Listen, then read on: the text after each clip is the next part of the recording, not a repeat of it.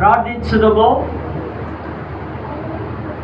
త్రియేక దేవుడా, పరిశుద్ధుడా, మహోన్నతుడా, సర్వాధికారి అయినటువంటి తండ్రి, కుమార, పరిశుద్ధాత్మ త్రియేక దేవుడా, పరిశుద్ధ నామానికి మరొకసారి మా శిరస్సులు వంచి నీకు స్తుతి, ఘనత, మహిమ, ప్రభావములు చెల్లిస్తూ గత కాలము, గత రాత్రి, గత దినములన్నీ కూడా మీరు మా కొరకు ఇచ్చినటువంటి శ్రేష్టమైనటువంటి కాపుదలను బట్టి ప్రభువా మీకు వందనాలు, స్తోత్రాలు చెల్లిస్తున్నాం.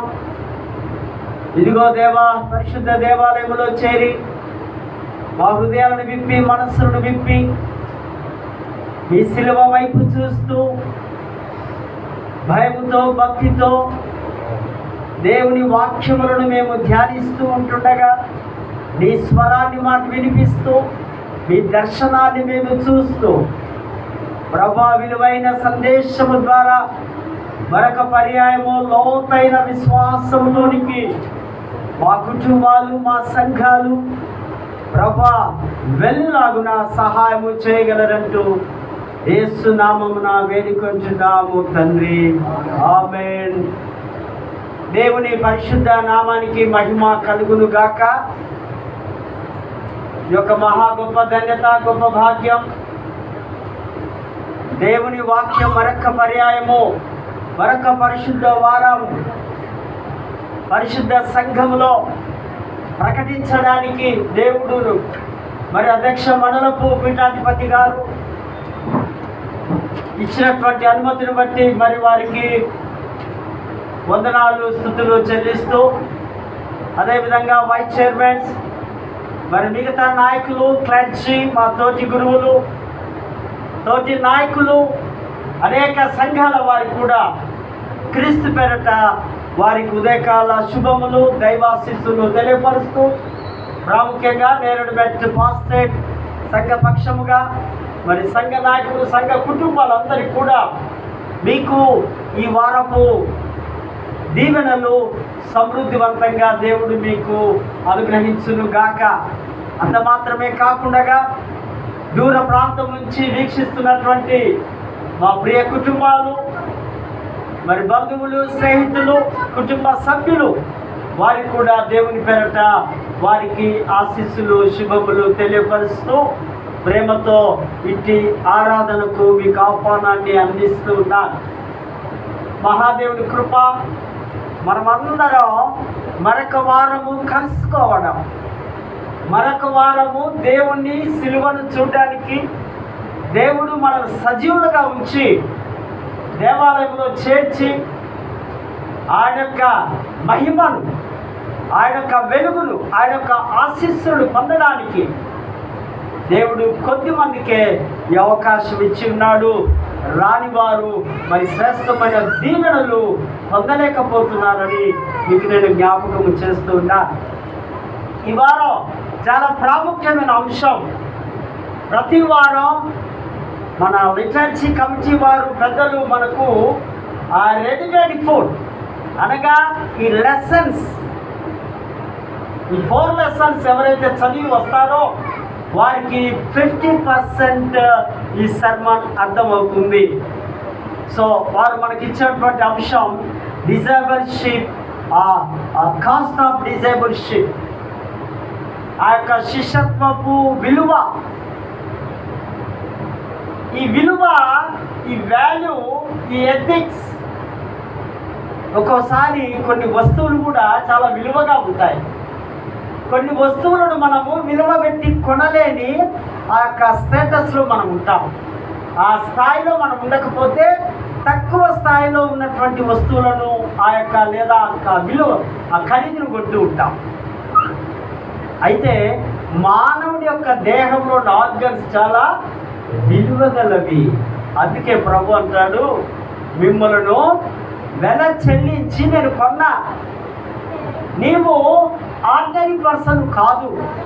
నీవు దేవుడి చేత కొన్ని లక్షల కోట్లు ఆయన చెల్లించి సైతాను చేతిలో నుంచి, పాపం ఊబిలో నుంచి, ఆ యొక్క దుష్టత్వంలో నుండి, ఆ యొక్క మనిలంలో నుంచి దేవుడు మనల్ని కొని ఏర్పరచుకొని ఆయన శిష్యులముగా, ఆయనను వెంబడించే వరముగా, ఆయన ప్రియబిడ్డలముగా దేవుడు మనలను ఏర్పరచుకున్న విధానాన్ని మనము చూస్తూ ఉన్నాం.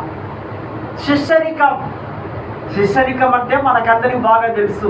మనం అందరం కూడా మన స్కూల్ డేస్లో మన గురువులను వెంబడించాం కదా. మన భారతదేశ కల్చర్, మన సంస్కృతి గురుదేవో భవ అనగా గురువుల్లో దైవాన్ని చూడడం, గురు శిష్యులకున్న సంబంధం. బోధకుడు బోధించేవాడు, ఆ శిష్యుడు నేర్చుకునేవాడు. అనగా ఇక్కడ ఇద్దరు పని చేస్తూ ఉన్నారు. బోధకుడు బోధించాలి, శిష్యుడు జాగ్రత్తగా విని ఆ యొక్క మాటలను నేర్చుకోవాలి. 264 times నూతన నిబంధనలో శిష్యులు అనే మాట రాయబడి ఉంది. ఒకసారి కబీర్ దాస్, మంచి కవి, మనకందరికి బాగా తెలుసు, బాగా పద్యాలు బాగా రాసి ఉన్నారు. ఒక వ్యక్తి ఆయన అన్నాడట, ఇగో మీ గురువైనటువంటి గోవిందుడు, మీ ఇష్ట దేవత లేదా దేవుడు ఒకేసారి ప్రత్యక్షమవుతే నీవు ఎవరికి మృక్కి సాగిలపడతావు అని అడిగారట. అనగానే కబీర్ దాస్ అంటున్నాడు, నేను మొదటిగా మా గురువుకే మృక్కుతా. అదేంటిది? దేవుడు కదా, దేవుడికి మృక్కాలి కదా అంటే ఆయన అంటున్నాడు, ఆ దేవుని పరిచయం చేసింది ఈ గురువే. మన మిషనరీస్ యేసు ప్రభును మనకు పరిచయం చేస్తున్నారు. మన మిషనరీస్ వారు ప్రాణత్యాగం చేసి, ఈయనే జగద్గురు, ఈయనే లోకరక్షకుడు, ఈయనే ప్రాణదాత, ఈయనే సర్వాధికారి అంటూ యేసు ప్రభువును మనకు పరిచయం చేస్తున్నారు. కనుకనే ఈ దినం మనమందరము ఆ లోకరక్షకుడైన యేసు ఎదుట సాగిలపడుతూ ఉంటున్నాం. ఈ యేసు క్రీస్తే ఆయన ఈ లోకములో ఉన్నప్పుడు 12 మంది శిష్యులను ఆయన ఏర్పరచుకున్నాడు. మనకు తెలుసు, మత్తయి సువార్త 10వ అధ్యాయం 2, 3వ వచనంలో వాళ్ళకు పేర్లు పెట్టి వారిని పిలుచుకోవాలి. మరి అదే మత్తయి సువార్త సెర్మన్ ఆన్ మౌంట్, ఆ కొండ మీద ప్రసంగంలో 5వ అధ్యాయం 1వ వచనంలో జన సమూహము అందరూ వచ్చినప్పుడు ఆయన శిష్యులు కూడా ఆయనతో వచ్చి కూర్చుంటుంది. శిష్యులు అనే మొట్టమొదటి ఆ మాట మత్తయి సువార్త 5వ అధ్యాయం 1వ వచనంలో మనము చూస్తూ ఉంటున్నాం. ఈయన ఒక రాజ్యానికి అధిపతిగా, ఒక రాజుగా, ఒక మెస్సయ్యగా వస్తాను. నా రాజ్యంలో కొందరు సైన్యం ఉండాలి, ఆర్మీ ఉండాలి, లేదా నేను 33.5 సంవత్సరములు ఈ సువార్త ప్రకటించి నా తండ్రి చిత్త ప్రకారం తిరిగి నేనున్న స్థానంలోనికి వెళ్ళినప్పుడు వీరు సర్వలోకానికి వెళ్ళి సువార్తను ప్రకటించాలనే ఉద్దేశంతో 12 మంది శిష్యులను ఆయన ఎంపిక చేసుకున్నారు. ఒక సందర్భంలో ఆయన 70 మంది శిష్యులు, అనగా టోటల్ 82 డిసైబుల్స్ 82 మంది ఉన్నారు. కానిలో వారు 70 మంది గో బ్యాక్, వెనకకు వెళ్ళిపోవడం. స్టాండర్డ్గా ఉన్నది, స్థిరంగా ఉన్నది, నమ్మకంగా ఉన్నది, బలంగా ఉన్నది. 12 మాత్రమే రికార్డెడ్గా అక్కడ మనము చూస్తూ ఉంటున్నాం. ఈ 12 మందిని దేవుడు బలమైనటువంటి శిష్యత్వంలో శిష్యులుగా చేస్తూ ఉంటున్నాం. మనకు తెలుసు, ప్రాచీన యుగ కాలం నుంచి నేటి నవయుగ కాలం వరకు ఈ గురు శిష్యుల బంధం. బిఫోర్ క్రైస్ట్ BCలో అరిస్టాటిల్, సోక్రటీస్, ఇంకా వీరంతా కూడా ప్లేటో, వీరందరూ కూడా శిష్యులుగా ఉండి తర్వాత గురువులుగా మార్చబడ్డారు. వీరంతా జ్ఞానవంతులుగా, గ్రీకు సామ్రాజ్యం, గ్రీకు భాష, గ్రీకులో వారు ప్రావీణ్యం పొందినటువంటి వారుగా చూస్తూ ఉంటున్నాం. ప్రభు అంటున్నాడు, నా యొద్దకు రండి, నా యొద్ద వచ్చి మీరు నేర్చుకోనండి. వాస్తవంగా ఈ యొక్క డిసైపుల్ అనేది ఎక్కడి నుంచి వచ్చింది? ఈ మాట లాటిన్ పదంలో నుంచి వచ్చింది. డిసైపుల్ అనే ఇంగ్లీష్ పదం లాటిన్లో డిసిప్లైనెస్ అనే ఆ పదంలో నుంచి ఇంగ్లీష్లోకి మార్చబడ్డాయి. చాలా పదాలు లాటిన్ టు ఇంగ్లీష్లోకి కన్వర్ట్ చేయడము జరిగింది. అయితే ఈ యొక్క డిసైపుల్ అన్నది గ్రీకు భాషలో 4 విధాలుగా మనకున్నాయి. 4 విధాలుగా మనకున్నాయి. జాగ్రత్తగా ఒక్కొక్కటి త్వరగా మనం చూద్దాం. నెంబర్ 1, మొదటిగా మతితోన్ అనగా ఏ లర్నర్, నేర్చుకునేవాడు. మనమందరం కూడా లర్నర్స్మే. అన్నీ నేర్చుకోవాలి. ఈ లోక జ్ఞానము, ఈ లోక ఆలోచనలు, ఈ లోక మాటలు తల్లి గర్భంలో నుంచే నేర్చుకోవడం, చివరి ఊపిరినంత వరకు నేర్చుకోవడం. నేర్చుకుంటూ it is long process to learning. ఈ నేర్చుకోవడం అనేది చాలా సుదీర్ఘమైన ప్రక్రియ కనుక దీన్ని మొట్టమొదటిగా మతితోన్ అని అన్నారు. మరి రెండవ గ్రీకు పదం మనం చూస్తే అకలితో అంటే గో బిహైండ్ ఆర్ పర్స్యూ, బోధకుని వెంట వెళ్ళడం. కొండల్లో అయినా, లోయల్లో అయినా, కష్టాల్లో అయినా, బాధల్లో అయినా, వెలుగులో అయినా, చీకటిలో అయినా, ఇబ్బందుల్లో అయినా, చెరసాల్లో అయినా, బోధకుడు ఎక్కడ ఉంటే అక్కడ, ఆ గురువు ఎక్కడ ఉంటే అక్కడ శిష్యుడు వెంట వెళ్ళడం. నీ వెంటే నా ప్రయాణం, నీ వెంటే నేను వస్తాను యేసయ్యా, నీవే కావాలయ్యా, నువ్వు ఉంటే నాకు చాలయ్యా. ఆ విధంగా ఈ యొక్క రెండో మాట అకలోత్యో అనే పదాన్ని ఇక్కడ మనం చూస్తున్నాం. పరిస్థితులు ఎంత కఠినంగా ఉన్నా మనము ఆయన్ను వెంబడించాలి. నెంబర్ 3, మూడవదిగా మిమోలోమాయ్ అనగా దీని అర్థం ఇమిటేట్, అనుకరించడం. మనకు తెలుసు సెప్టెంబర్ 5న హై స్కూల్ లెవెల్లో ఆ పిల్లలు, స్టూడెంట్స్ ఆ టీచర్స్ లాగా ఇమిటేట్ చేయడం, అనుకరించడం, అనుసరించడం. యేసును మనము అనుసరించేవారుగా, యేసు బోధనను అనుసరించేవారుగా, యేసు ప్రేమను అనుసరించేవారుగా, యేసు యొక్క ఆ స్వస్థత, ఆ యొక్క పడిన శ్రమ, ఎవ్రీథింగ్ యేసు వలె ఆయనను అనుసరిస్తూ మనము వెళ్ళాలి. ఈ మాటను మనం గ్రీకులో చూస్తుంటున్నాం. మిమోబోయ్ అనగా ఇమిటేట్ చేయడం అనే అర్థాన్ని ఇక్కడ మనం చూస్తున్నాం. నాలుగవదిగా ఒబిసో మీన్స్ సబార్డినేట్. నీవు అధికారివి, నేను నీ దగ్గర పనిచేసే ఒక తగ్గు స్థాయిలో ఉన్నవాడిని. నేను తగ్గవలసి ఉంది, నీవు హెచ్చరింపబడ్డవాడు. నీ పై అధికారివి, నేను క్రింది వాడను. నీకు నేను సబార్డినేట్గా చేస్తాను. బోధకుని దగ్గర శిష్యుడు అహంకారం కానీ, గర్వము కానీ, ఎక్స్ట్రాలు కానీ, వాయిస్ పెంచడము కానీ, తిరుగుబాటుతనం కానీ చేయడానికి వీలు లేదు. ఒక సందర్భంలో మనకు గుర్తుంది కదా, బాప్తిస్మం ఇచ్చి యోహాను దగ్గరికి వారు వెళ్ళి అడుగుతున్నారు, ఏమయ్యా నీ శిష్యులందరూ యేసు వెంబడి వెళ్తున్నారు, యేసును అనుకరిస్తున్నారు అన్నప్పుడు బాప్తిస్మం ఇచ్చి యోహాను అంటున్నాడు, నిజమే కదా, ఆయన హెచ్చవలసి ఉన్నది, నేను తగ్గవలసి. నేను కూడా ఆయన శిష్యుడనే, మనమందరం కూడా ఆయన శిష్యులమే. కనుక ఇందులో ఏమీ లేదు, మనమే తగ్గి ఉండాలని. ఈ 4 గ్రీక్ వర్డ్స్, ఇదంతా కూడా డిసైపుల్, శిష్యుల గురించి ఇక్కడ మనము చూస్తూ. Life is a process of learning. జీవితం అంటే నేర్చుకోవడం, జీవితకాలం అంతా నేర్చుకోవడం, క్రీస్తు పాదముల యొక్క నేర్చుకోవడం. యేసు పాదముల యొక్కకు వస్తే ఆయన మనకన్నీ నేర్పిస్తాడని దేవుని వాక్యము సెలవిస్తుంది. ఒకప్పుడు మనకు తెలుసు, సన్యాస మఠాలు కూడా మన హైదరాబాద్ ఆ యొక్క డిసిప్లైన్లో మనం చూస్తాం.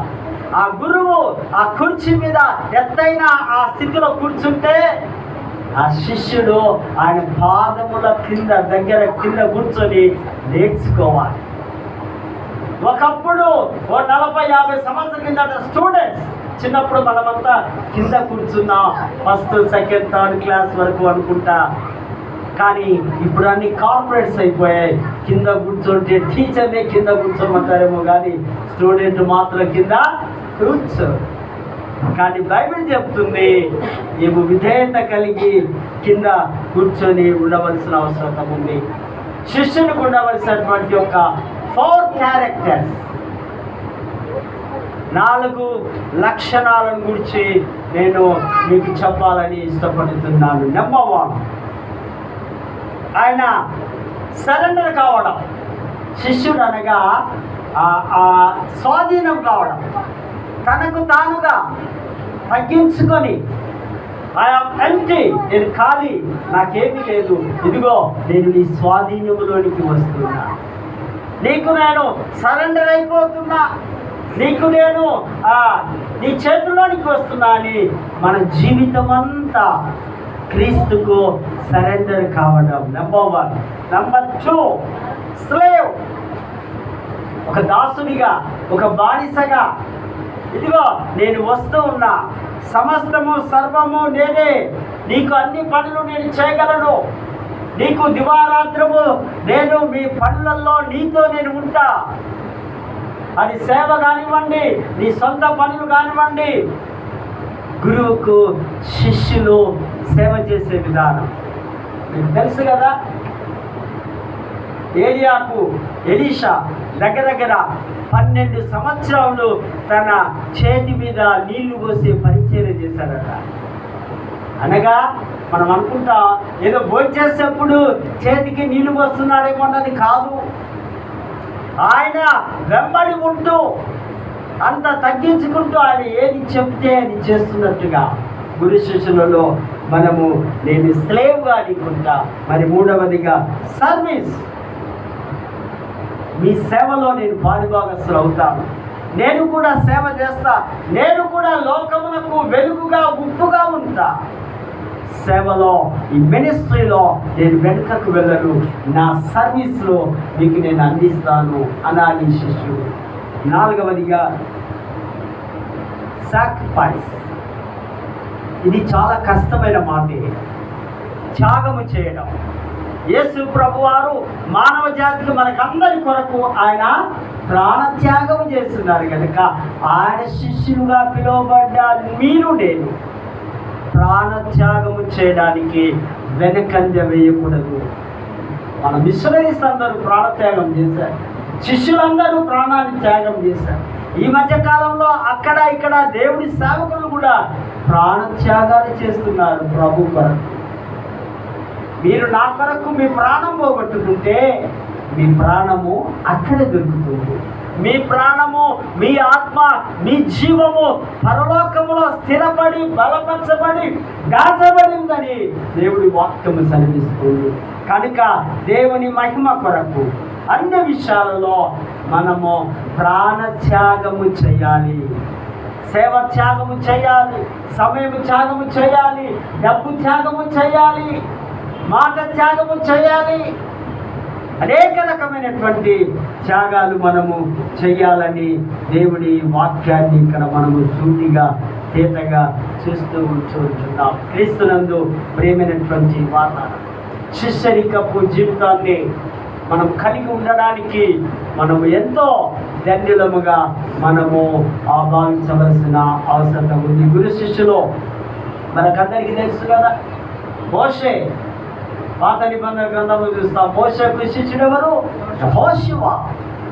తన యొక్క అధికారం, తన యొక్క బలం, తన యొక్క శక్తి, తన యొక్క సమస్తము జ్ఞానము యెహోషువ తల మీద ప్రార్థన చేసి ఆయన కనాను పట్టణానికి పంపించినట్టుగా లేఖన భాగాల్లో మనము చూస్తూ ఉంటున్నాం. తర్వాత ఎలీషా కదా, ఆయన ఏలియా 7 అద్భుతాలు చేస్తే ఎలీషా డబల్, 2 ఆత్మ, 2 స్వస్థత, 2 అద్భుతాలు దేవుడు చేయించాడు ఆయనతో.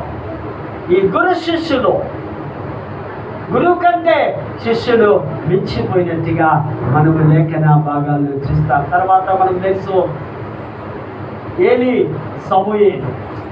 ఏలీ ఒక యాజకుడుగా, ఏలీ ఒక గురువులుగా ఆయన ఉన్నప్పుడు సమూయేలు, బాలుడైన సమూయేలు దేవాలయంలో చిన్నప్పటి నుంచే శిష్యరికము చేయడంలో ఆయన తన తండ్రి గారైన హన్న ఎంతగానో దేవుడికి సమర్పించినట్టుగా మనకందరికీ తెలిసిన ఆ మాటను నేను జ్ఞాపకము చేస్తున్న కొత్త నిబంధనలో మనకు తెలుసు పౌలు, తిమోతి, బర్నబా వీరందరూ కూడా ఆ యొక్క న్యూ టెస్ట్మెంట్లో మరియు యేసు ప్రభు తన శిష్యులు వీరందరూ కూడా శిష్యరికపు జీవితాన్ని చూస్తున్నట్టుగా మనము చూస్తూ ఉంటున్నాం. ఈ యొక్క విడనాడని యొక్క బంధం, గురు శిష్యులు అంటే ఏకాత్మ కలిగిన వారుగా, ఐక్యము కలిగిన వారుగా, ఒకే మాట మీద కలిగి ఉన్న వారుగా గురు శిష్యుల బంధాన్ని మనం చూస్తూ ఉంటున్నాం. గురువు మనకు బాగా తెలుసు. ఎవరైనా ఈవెన్ ఏ ఐఏఎస్, ఐపీఎస్ఆర్ మంచి ఎంప్లాయ్ అయినప్పటికీ కూడా టీచర్, ఆ 10th క్లాస్ లోపల ఎలిమెంటరీలో టీచర్ అతన్ని అలవాటు ప్రకారం ఏరా అని పిలుస్తాడో అతను కూడా ఆ మాటకు ఎంతో తీయగా, కమ్మగా ఉందని సంతోషంతో సార్ అని పిలవడం గురువుకు ఉన్నటువంటి విలువని ఇక్కడ మనం చూస్తున్నాం.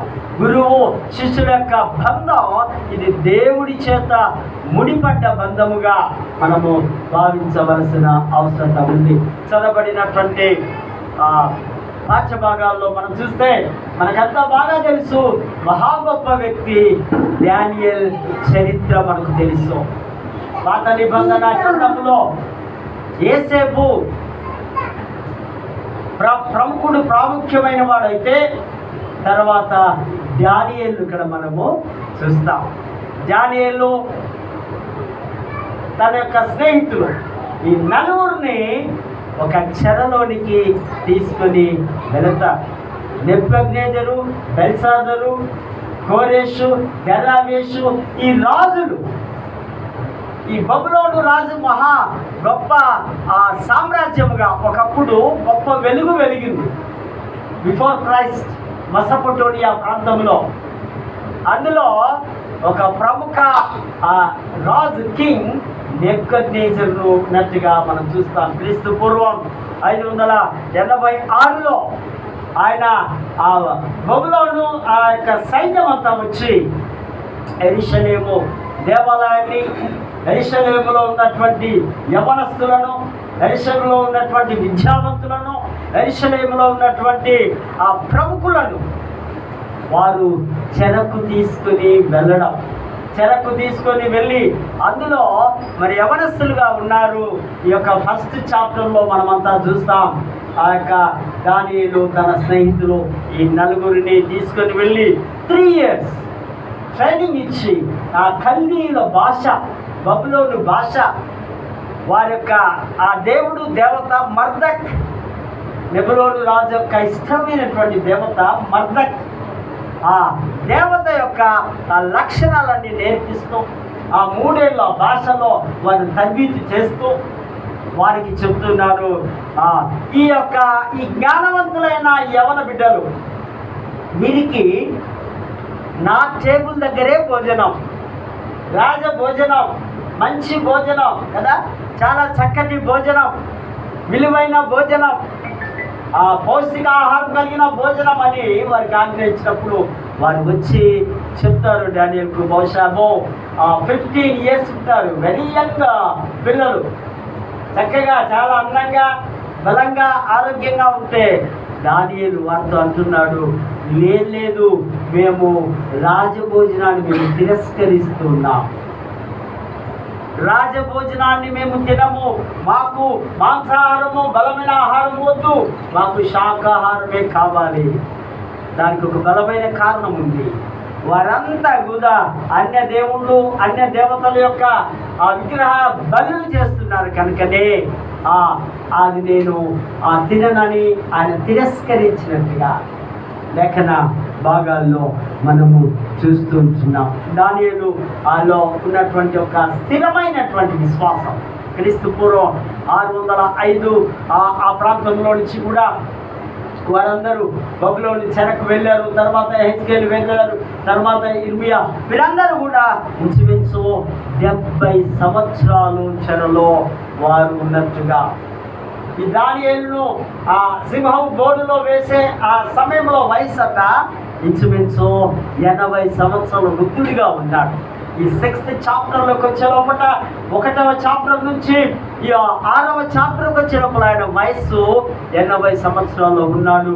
అప్పటికే ఆయన మంచి హోదా, మంచి ఆ యొక్క ఆ రాజ్యంలో మంచి జ్ఞానవంతుడు అంటూ కళల భావాలు చెప్పేవాడని, మంచివాడని ఆ రాజులు అందరూ కూడా బెల్షాజర్ అనే రాజు అతను ఎంతగానో గణపరిచినట్టుగా లేఖన భాగాల్లో మనము చూస్తూ ఉంటున్నాం. 586 టైంలో యెరూషలేము దేవాలయం నాశనం చేస్తున్నప్పుడు అక్కడ ఉన్నటువంటి యొక్క ఆ బంగారం కానివ్వండి, దేవాలయంలో ఉన్న వస్తువులు కానివ్వండి, సొలొమోను మహారాజు కట్టించిన దేవాలయం పాడు చేసి ఆ ఆభరణాలు అన్నీ కూడా తీసుకొని ఆయన అంటున్నాడు, మిమ్మలను మీ హృదయాలను తీసుకొని వెళ్ళడమే కాక యెరూషలేము దేవాలయం ఉన్న మీ యెహోవా దేవుని కూడా నేను తీసుకొని వెళుతున్నాను, మీ విశ్వాసాన్ని కూడా తీసుకొని వెళుతున్నాను. మీరు కంప్లీట్గా ఓడిపోయి ఉన్నారు, నా చేతిలో మీరు ఓడిపోయి ఉన్నారు. హిజ్కియా రాజు ఆయన యూదా రాజుగా ఉన్నాడు. అతని కళ్ళు ఊడబెరికి అతను 4-5వ చాప్టర్లో మనం అవన్నీ అక్కడ మనం చూస్తాం. 2వ రాజులు గ్రంథంలో కూడా 2వ రాజులు 25వ అధ్యాయము 8-13 వచనంలో ఈ యొక్క చరిత్ర అంతా మనం చూస్తాం. ఆ రాజుల యొక్క పరిపాలన ఏ రాజు ఏ విధంగా చేశాడో అన్న యొక్క మాటలను ఇక్కడ మనము గమనిస్తూ ఉంటున్నాం. తర్వాత ఆయన చివరి రాజు అయినటువంటి బబులోని చివరి రాజు అయినటువంటి నబోనిడోస్, ఈయన 587-538 వరకు అనగా అన్ని చుట్టుపక్కల ఆ దేశాలకంతా యూదులు పారిపోయారు. ఈ చివరి రాజును వారు ఓడించారు. నబోనిడోస్ అనేటువంటి ఆ నాయకత్వము చాలా బలహీనపడిపోయి 539 పారసీక దేశ రాజులైనటువంటి దర్యావేషు మరియు కోరేష్ రాజులు ఆ బబులోను సామ్రాజ్యాన్ని నాశనం చేస్తున్నారు. 5 దేశాలు కలిపి ఒక సామ్రాజ్యం. ఆ సామ్రాజ్యంలో ఆ బాస్, అధికారి, చక్రవర్తి అంటాం. ఇక్కడ కోరేషు చక్రవర్తిగా, వీరందరూ రాజులుగా ఉన్నారు. దర్యావేషు రాజుగా ఉన్నాడు. ఆ కాలంలో ఆ దానియేలును ఆ గుహలో వేస్తున్నప్పుడు అంతకు ముందుగా అక్కడ మనం చరిత్ర చూస్తాం. ఈ పారసీకులు, మాదీయులు ఆ పెద్దలందరూ కూడా దానియేలు మీద ఒక కుట్ర పడ్డారు. దానియేలుకు ఇంత హై స్థాయి ఇవ్వడం ఏంటి, దానియేలు ఇంత గొప్పగా పెడుతున్నారు వీరు అంటూ ఒక 30 రోజులు రాజును మాత్రమే సాగిలపడాలి, రాజును మాత్రమే నమస్కరించాలని ఒక పత్రం, ఒక తీర్మానం, ఒక లేఖ, ఒక శాసనం. ఈ శాసనాన్ని ఎవరు కూడా ధిక్కరిస్తే ఏమవుతాం, సింహపు బోనులో ఆ మాట తెలిసింది దానియేలుకు. ఆ మాట తెలిసిన డోంట్ కేర్ ముమ్మారు ప్రార్థన చేస్తున్నారు. యెరూషలేము వైపు కన్నులేదు. యూదులు సామాన్యంగా నిలబడి ప్రార్థన చేస్తారు, కొన్ని పర్యాములు మోకరించి ప్రార్థన చేస్తారు, కొన్ని పర్యాములు కూర్చొని ప్రార్థన చేస్తారు. ఏ విధంగా అయినా యెహోవా దేవునికి ప్రార్థనే చేయాలి. దానియేలు నిలబడి ప్రార్థన చేస్తూ ఉంటున్నట్టుగా ఇక్కడ మనము చూస్తూ ఉంటున్నాం. 3 సార్లు ప్రార్థన చేస్తూ ఉంటే ఆ వార్త తెలిసింది వారికి. వెంటనే రాజు దగ్గరికి, రాజా నీ మాటను ఆయన ఖాతరు చేయడం లేదు, నీ శాసనాన్ని ఆయన కొట్టివేస్తున్నారు. ఇది రాజాజ్ఞ కదా, ఇది సీనియర్స్లో వచ్చిన పత్రం, లెటర్ కదా. సో ఆయనను సింహపు బోనులో వేయండి. రాజు చేసేది లేక మనసులో బాధపడుతున్నాడు. దానిని రక్షించాలని ఎంతగానో రాజులు రాత్రికాల టైంలో విందులు చేసుకుంటారు, నాట్యాలు, డ్యాన్సులు. వీరందరూ బానిసలు కదా. ఎవరు? యెరూషలేము నుంచి వచ్చిన యూదా బాలులు బాలికలు డ్యాన్స్ వేయాలి అక్కడ రాజు ముంగట. డ్యాన్సులు, నాట్యం ఆడాలి. ఎందుకంటే వారు బానిసలు కనుక ఈ రాజు వారు నాట్యాన్ని చూసి ఆనందించేవారు. ఇప్పుడు వచ్చిందేమో క్యాబరే డ్యాన్సులు అవి ఇవి, అప్పుడే ఉన్నాయి, అప్పుడే. కానీ ఆ రోజు రాత్రి ఆ రాజు నో డ్యాన్స్ ప్రోగ్రామ్, నో విందు ప్రోగ్రామ్, నో మందు ప్రోగ్రామ్, ఏది లేదు అని చింత కలిగి, బాధ కలిగి ఆయన రాత్రి ఉన్నాడు. మరి వేకువజామునే వచ్చి ఆయన చూస్తూ అంటున్నాడు, దానియేలు, సమర్థుడైన మీ దేవుడు, నీ యెహోవా దేవుడు నిన్ను రక్షించాలని అడుగుతుంటే ఆయన అంటున్నాడు, దానియేలు, రాజు చిరకాలము దీవించబడుగాక. చూడండి, శిష్యుడు, యెహోవా దేవుని యొక్క శిష్యుడి యొక్క తగ్గింపు, యెహోవా దేవుని యొక్క శిష్యుడి యొక్క విధేయత చూడండి. నీవు సింహము బోనులో వేసినావు, అయినా నీకు నేను దీవెన ఇస్తున్నా. రాజా చిరకాలమును జీవించుగాక. అవును, మా దేవుడు నన్ను రక్షించున్నాడు, ఆ సింహముల నోరును మూయించున్నాడు. సింహముల నోరును, ఆ పాట కూడా మనకు తెలుసు కదా. సింహముల బోనుకైనా సంతోషంగా వెళ్ళిరి, ప్రార్థించిన వెంటనే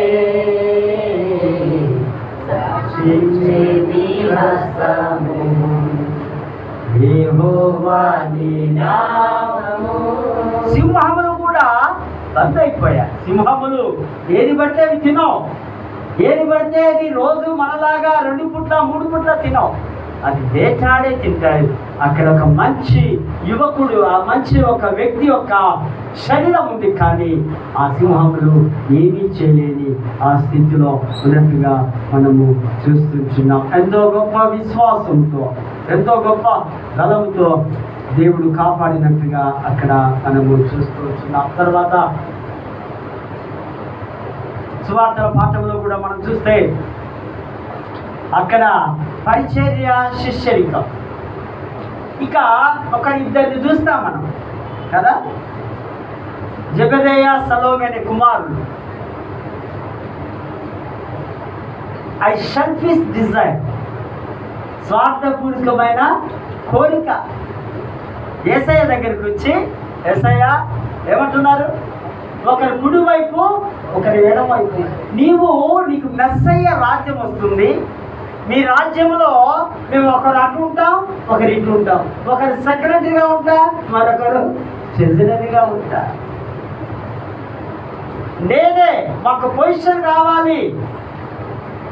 ఆ పొజిషన్ వాస్తవంగా ఎంతమంది ఉన్నారు అక్కడ? 12 మంది కదా. 12 సీట్లు వేసి 12 పొజిషన్ అని అడగడం లేదు. కారణం ఏంటంటే యేసయ్యానికి వాళ్ళకు కజిన్ బ్రదర్ అవుతారు. యేసయ్య చిన్నమ్మ కొడుకులు, వీరిద్దరు దూరపు బంధువు అవుతుంది సలోమి. కనుకనే ఆ యొక్క గొప్ప ఆ చదువుతో అడుగుతూ ఉన్నాడు. అప్పుడు ప్రభు అంటున్నాడు, ఈ యొక్క స్వార్థపూరితమైన ఆ కోరిక, కింగ్డమ్ ఆఫ్ గాడ్ పొజిషన్ కొరకు. మనకు కూడా పొజిషన్ కొరకే మనము రాకులాడుతూ ఉంటాం పెద్ద పెద్ద సంఘాల్లో. పొజిషన్ కావాలి, దేవుని పరిచర్యలో మేము ఒక స్థాయిలో నిలబడాలి అని. అక్కడ యేసు ప్రభు అంటున్నాడు, ఎస్, ఈ గిన్నెలో ఇది మీరు త్రాగలరంటే ఎస్ తాగుతాం. గిన్నె అంటే శ్రమ, గిన్నె అంటే మరణం, గిన్నె అంటే సిలువ. నన్ను వెంబడించువాడు నీ సిలువను నీవు ఎత్తుకొని నన్ను వెంబడించాలన్నాడు. ఇక్కడ మనం చూస్తూ ఉన్నాం. ఈ మాట చూద్దాం. లూకా సువార్త 14వ అధ్యాయము 25 నుంచి 27 వరకు నేను చదువుతా. బహుజన సమూహములు ఆయనతో కూడా వెళ్ళుచున్నప్పుడు ఆయన వారి తట్టు తిరిగి, ఎవడైనను నా యొద్దకు వచ్చి తన తండ్రిని, తల్లిని, భార్యను, పిల్లలను, అన్నదమ్ములను, అక్క చెల్లెలను, తన ప్రాణమును సహా ద్వేషింపకుంటే వాడు నా శిష్యుడు కానేరడు. మరియు ఎవడైనను తన సిలువను మోసుకొని నన్ను వెంబడింపని ఎడల వాడు నా శిష్యుడు కానేరడు. శిష్యుడు కావాలంటే కొన్ని క్వాలిఫికేషన్. ఆయన వెంబడి ఎవరు వస్తున్నారు? జన సమూహం వస్తుంది. యేసయ్య వెంబడి నేను వస్తా. ఎందుకు? యేసయ్య వెంబడి వస్తే ఆరోగ్యం వస్తుంది, యేసయ్య వెంబడి వస్తే బాధలు పోతాయి, యేసయ్య వెంబడి వస్తే ఆహారం దొరుకుతుంది, యేసయ్య వెంబడి వస్తే పరలోకం దొరుకుతుంది. యేసయ్యతోనే నేను వస్తా అంటే ప్రభు అంటున్నాడు, బిడ్డ మంచిదే, కానీ నువ్వు ఎట్లా రావాలో తెలుసా? ఏం చేయాలో తెలుసా? నీవు నీ తల్లిని, నీ తండ్రిని, నీ అన్నదమ్ములు, నీ ఆస్తులను, నీ సర్వము విడిచిపెట్టు.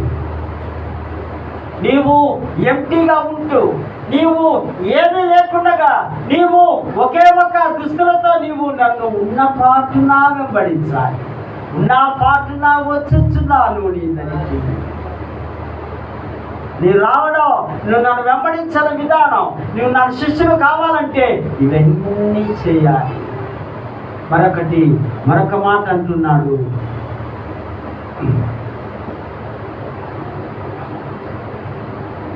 నీ యొక్క సొంత సిలువను ఎత్తుకొని నీ ప్రాణం పెట్టేంత ఇదిగా. సిలువ అంటే మనకేం కనిపిస్తుంది? మరణమే కదా. యేసు ప్రభు సిలువను మోసాడు. యెరూషలేము దేవాలయంలో నుంచి దగ్గర కల్వరి 3.5 కిలోమీటర్స్ ఆయన ప్రయాణిస్తూ మోయడం. సిలువ అంటే సుఖము కాదు, సిలువ అంటే మరణం. అందుకే పౌలంట, నా మట్టుకైతే క్రీస్తే, చనిపోతే మేలు లాభం. నీవు ప్రాణం పెట్టడానికి కూడా సిద్ధంగా ఉండాలి. అది శిష్యరితం.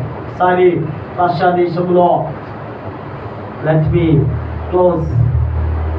రష్యా దేశంలో ఒక పాస్టర్ గారు ఉన్నారు, మైకెల్ అనే పాస్టరు. కొంతకాలం ఆయన ఆ సేవ చేసిన తర్వాత అక్కడ ఉన్న కమ్యూనిస్టు వారు, అధికారులు ఆయన చంపేయడం జరిగింది.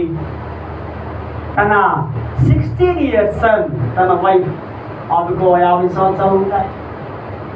ఇద్దరిని చెరసాల వేసి బాగా కొట్టి తల్లిని ఒక మూలన అక్కడ ఉంచారు.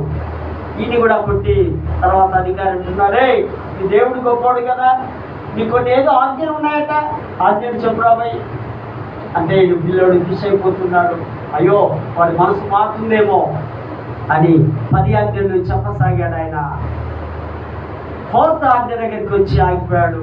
అక్కడ చెప్తూ ఉంటే 4th ఆజ్ఞ ఏముంది అక్కడ? నీ తల్లిని, నీ తండ్రిని సన్మానించినప్పుడు ఈ అధికారి అంటున్నాడు, వే స్టాప్, నీ తల్లిని తండ్రిని సన్మానించాలా? అదిగో మీ తల్లి అక్కడ మూలను కూర్చున్నది. తల్లిని బాగా దెబ్బలు కొట్టి చాలా బ్లీడింగ్ అవుతుంది, మూలుగుతూ ఉంది.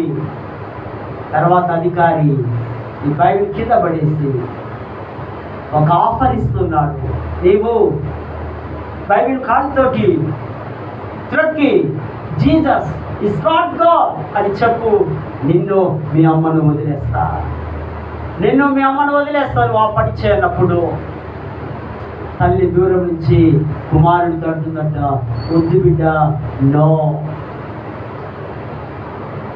తల్లి మాటకు విని తను బైబిల్ దగ్గరికి వెళ్ళి బైబిల్ గుండెలకేసి హత్తుకొని ముద్దు పెట్టుకొని, Jesus I love you, Jesus I want you అంటూ ఉన్నాడు. వెంటనే అధికారి తల్లిని కుమారుని కాల్చి స్పాట్లో చంపారు. 1 hour తర్వాత అధికారి అట్లనే కూర్చొని ఉన్నాడు. మనసులో ఒక ఆలోచన వచ్చింది, ఎందుకు ఈ బైబిల్ కొరకు ఇద్దరు, ఆ పాస్టరు ముగ్గురు ప్రాణత్యాగం చేస్తారు, అసలు ఏముంది ఇందులో అని బైబిల్ తీసి 1 గంటన్నర చదవడం ప్రారంభించాడు. వెంటనే పరిశుద్ధాత్మ దేవుడు పనిచేసి తర్వాత ఆయన లేచి Jesus is the real God అని చేతులెత్తి గట్టిగా గంతులు వేస్తున్నాడు. హల్లెలూయా, హల్లెలూయా, జీసస్ ఈజ్ ఓన్లీ గాడ్ అని అన్నాడట. కారణం, వారి ముగ్గురు చనిపోకపోతే ఈ జైలు అధికారి రక్షణలోనికి రాలేకపోయాడేమో.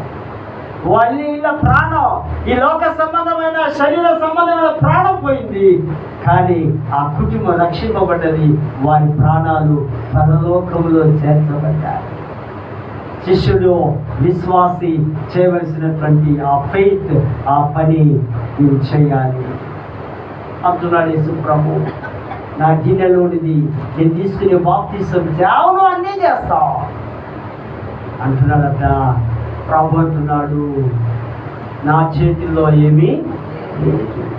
ఆ భక్తి నేను కాదు, నా తండ్రి, నా దేవుడే ఆయన ఆ చేసేవాడు, ఆయననే పొజిషన్లో కూర్చొని పెట్టేవాడని చెప్పడం జరిగింది. ఈ మాటలను ఆధారం చేసుకొని మొదటి శతాబ్దంలో క్రైస్తవ వేదాంతి ఏరియన్ అనేటువంటి ఆయన ఒక తర్కవాదాన్ని తీసుకొని వచ్చాడు. ఆ తర్కవాదం ఏంటంటే, యేసు తండ్రికి సమానుడు కాడు, తక్కువ స్థాయి గలవాడు. ఈ మాటలు బట్టి, ఏ మాటలు? నా చేతుల్లో ఏమీ లేదు, నేను కాదు మిమ్మల్ని కుడివైపు ఎడమవైపు కూర్చొని పెట్టేది, నా తండ్రి ఇష్టమే. ఆయన అంటున్నాడు, తండ్రి స్థానము వేరు, కుమారుడి స్థానము వేరు. కుమారుడికి తండ్రికి సమానత్వము లేదు. వారి దైవత్వంలో వ్యత్యాసం ఉంది. యేసు తక్కువ స్థాయి గలవాడు, తండ్రి ఎక్కువ స్థాయి గలవాడని ఒక ఆర్గ్యుమెంట్ చేయడం మొదలు పెట్టాడు ఆయన. కనుకనే ఆయన సినిమాలో చనిపోయాడని ఆర్గ్యుమెంట్ చేయడం మొదలు పెట్టాడు. సో ఇక్కడ ఆయన చెప్తుంటున్నాడు, divinity of the Lord as a father and divinity of the Jesus incarnate Christ. ఈయన ఒక నరావతారిగా క్రీస్తు వచ్చాడు, కానీ ఈ యెహోవా దేవుడు మాత్రం దైవత్వము ధరించుకొని దేవుడే సాక్షాత్తుగా ఉన్నాడు. కనుక as a son there is a different between the divinity. వారి యొక్క ఆ మధ్యలో ఈ వ్యత్యాసం ఉంది, ఆ దైవత్వంలో వ్యత్యాసం ఉంది.